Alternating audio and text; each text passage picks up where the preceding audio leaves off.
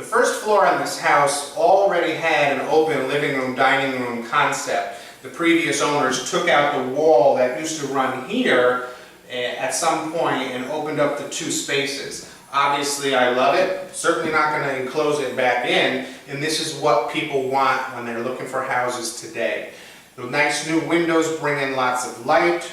We painted in here, we refinished the floors, came out gorgeous. I like to use a high gloss on the final coat of the poly because it's that wow factor. When people come in, I want them to say, wow, these floors are gorgeous. Plus, it reflects light, bounces light back into the room to make it seem even brighter.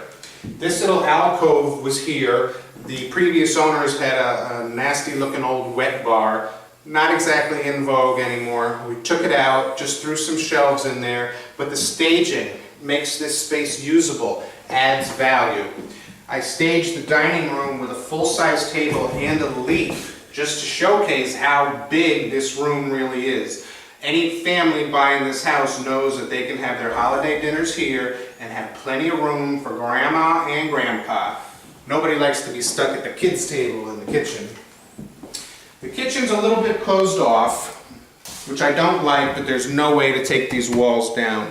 The chimney from the furnace is buried in here. We've got our heat ducts going up. It is a main beam load-bearing wall. It would just have been impossible to open this wall into that space. So I staged it with a cute little pub table here, so you still can see that you can sit and eat your breakfast in the morning, have your bagel, have your coffee, whatever, before you head off. We were able to do a full run of cabinets on this wall all the way down to the back door, which is nice. Used the granite, used a beautiful glass mosaic, becoming kind of my signature.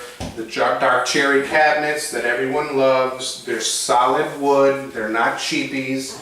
Stainless steel appliances. We had a little problem in this house with the refrigerator. This alcove was cut in here by the previous owners, and it's actually underneath the staircase that goes up to the second floor, and there's a supporting beam in here that has to stay.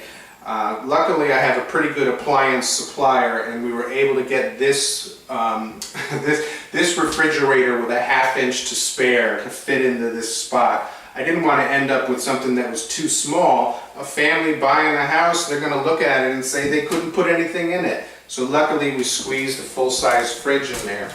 On this last wall over here, to complete our work triangle, we have our range, we have our built-in microwave.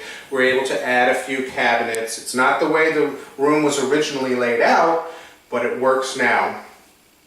And that concludes the tour of this house. Like I said, it's been on the market 3 months, getting a little nervous. I'm going to have to round up the guys, get them over here, get the downstairs painted, put that carpet down, and then reshoot all my photos, get it back on the internet, and hopefully that'll do the trick. Thanks for joining me in this edition of the Morse Code. I'll see you soon.